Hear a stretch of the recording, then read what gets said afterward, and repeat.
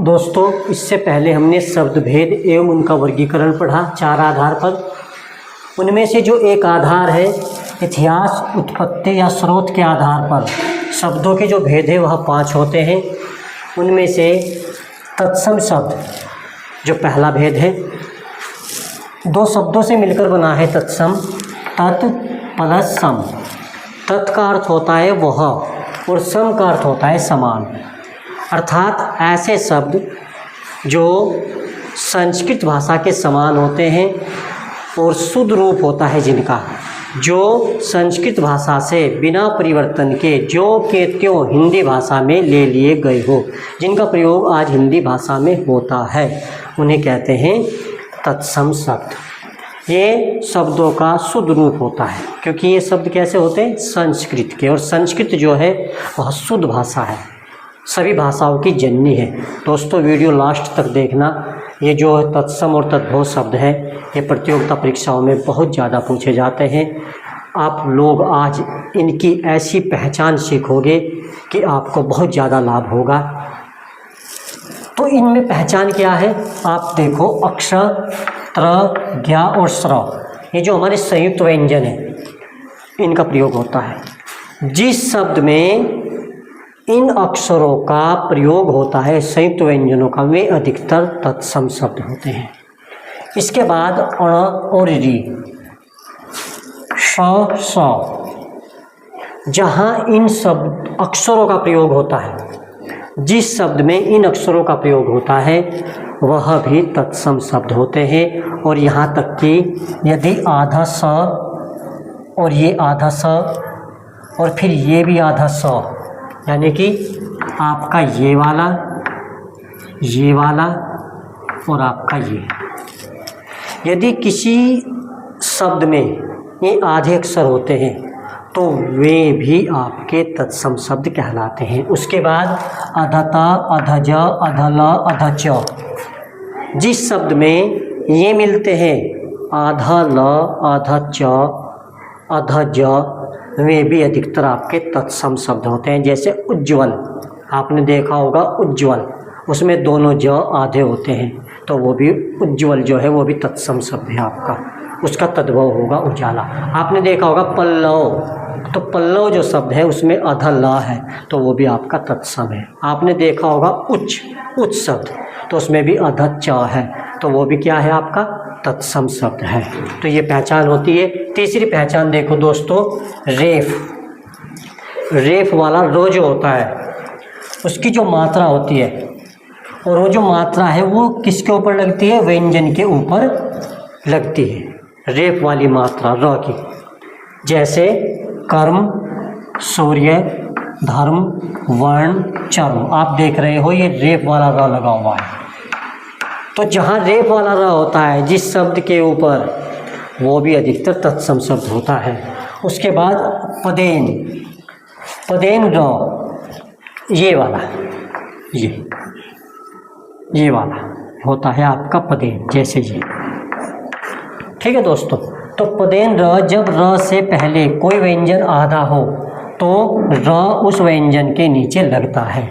जैसे आप देख रहे हो इन शब्दों में, प्राण में र ये लगा हुआ है पदेन वाला, आम्र ये लगा हुआ है, ग्राम ये लगा हुआ है, ताम्र ये लगा हुआ है, द्रुम ये लगा हुआ है, और द्रवित आप देख रहे हो पदेन र लगा हुआ है। तो जहाँ जिस शब्द में पदेन र लगा होता है वो भी आपका तत्सम शब्द होता है। और दोस्तों, मैं आपको बताना चाहूँगा, जब वर्ण विच्छेद की बात होती है तो मैं आपको बताऊँगा कि ये जो र होता है ये बड़ा होता है, मतलब ये जो है प में लगा हुआ है र, तो ये जो प है ये आधा है और ये जो र है ये आपका पूरा है। मैं आपको बताना चाहूँगा कि जो बड़ा होता है ना वो छोटों को हमेशा अपने कंधे पर बैठा कर रखता है। ठीक है, तो यहाँ पर ये जो र है ये बड़ा है, ये जो पदेन र है, और ये प में लगा है तो प आधा है। ठीक है दोस्तों, तो इस प्रकार के जो शब्द है वो भी आपके तत्सम शब्द होते हैं।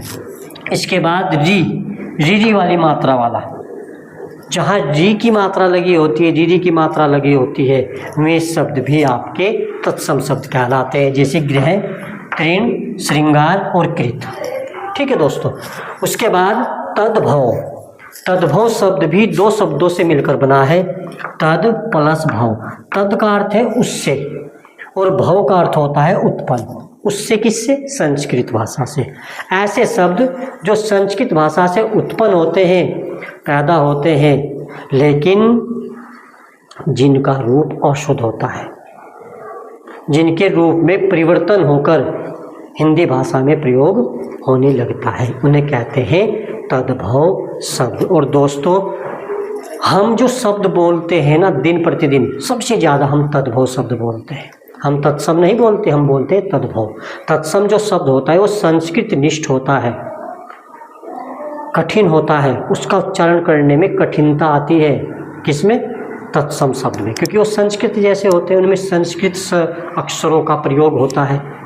ठीक है, तो तद्भव जो होते हैं वो अशुद्ध रूप होता है। ठीक है दोस्तों, तो इसमें पहचान क्या होती है? चंद्र बिंदु का अधिकतर प्रयोग। आपने देखा होगा जिस शब्द के ऊपर चंद्र बिंदु लगा होता है, जैसे चांद, ठीक है, तो ये आपका तद्भव शब्द है। जैसे आपने देखा होगा गांव, ये आपका तद्भव शब्द है। अगर हम चांद की बात करें तो चंद्र जो है, चंद्र इसका तत्सम शब्द होगा, और ये जो गांव है ग्राम, इसका तत्सम शब्द होगा। तो जिन शब्दों के ऊपर चंद्र बिंदु लगा होता है वे शब्द अधिकतर तद्भव शब्द कहलाते हैं। दूसरी बात, व का ब में बदलना, व का ब में बदलना। जैसे वणिक, तो वणिक कौन होता है? बनिया, तो वणिक का बनिया हो जाएगा। जैसे वर्षा, बरखा, व किस में बदल गया? ब में, वर्षा बरखा, वणिक बनिया। ठीक है दोस्तों, इस तरह के जो शब्द होते हैं वो भी क्या होते हैं? आपके तद्भव शब्द होते हैं, यानी कि व का ब बनता है। उसके बाद अक्षर का क, ख और छ में बदलना, यानी कि जो आपका ये संयुक्त व्यंजन है अक्षर, ये किस में बदल जाता है? ख या छ में बदल जाता है। कैसे? जैसे अक्षर, अक्षर का क्या होता है? अक्षर जो है वो तत्सम शब्द है, क्योंकि उसमें इसका प्रयोग हुआ है। लेकिन जैसे ही हम अक्षर का तद्भव बनाएंगे तो वो आखर बन जाएगा, अक्षर के स्थान पे ख आ जाएगा। क्या आ जाएगा? ख, तो वह आपका तद्भव शब्द होगा। ठीक है, तो अक्षर का ख और छ में बदलना क्या कहलाता है? आपका तद्भव शब्द कहलाता है। उसके बाद स का स होना, जहाँ पर ये आपके दो बड़े स होते हैं, ये आपका सलजम वाला और षटकोण वाला, उसके स्थान पर यदि इस स का प्रयोग हो दंतव्य का, तो वो भी आपके तद्भव शब्द कहलाते हैं। यहाँ जितने भी आपको ये उदाहरण दिए गए हैं, यहाँ तत्सम और तद्भव शब्द लिखे हुए हैं, सब यहाँ आपको देखने को मिलेंगे और आप समझ भी जाओगे कि कैसे परिवर्तन हुआ है तत्सम का तद्भव में। देखो, अक्षर, अभी मैंने आपको बताया था अक्षर वाला, अक्षर आखर बन गया, तद्भव शब्द। पक्षी का पंछी, अश्रु का आंसू, रात्रि का रात, त्र, देखो त्र का प्रयोग हुआ, तो ये वाला त्र, ज्ञानी, श्र, अक्षर, ये जो है ये किस में आएंगे? जहाँ पर इनका प्रयोग होगा बस वो सब तत्सम होंगे। ठीक है, तो रात्रि का रात, श्रृंगार का श्रृंगार, ये जो शब्द है श्रृंगार, दोस्तों ये वर्तनी शुद्धि में भी बहुत आता है। इसमें रीरी वाला र लगा होता है, जबकि इसे क्या करते हैं? बहुत ऐसे इस तरह से लिख देते हैं, ऐसे ऐसे कर देते हैं, जबकि ये अशुद्ध माना जाता है। कुछ क्या करते हैं? कुछ इसमें ऐसे लगा देते हैं, तब भी अशुद्ध होता है। शुद्ध रूप जो होता है ये होता है, इसमें केवल रीरी वाला र ही आता है। ये क्या होता है? ये अशुद्ध रूप होता है। छत्र, छत, हस्त, हाथ। देखो दोस्तों, यहाँ पे अधस्व आ गया। षोडश, 16, देखो श षटकोण वाला, यही बात हो रही थी अभी। ये जो श है ये किस में बदल गया? इस स में बदल गया, तो षोडश, षोडश को 16 कहते हैं।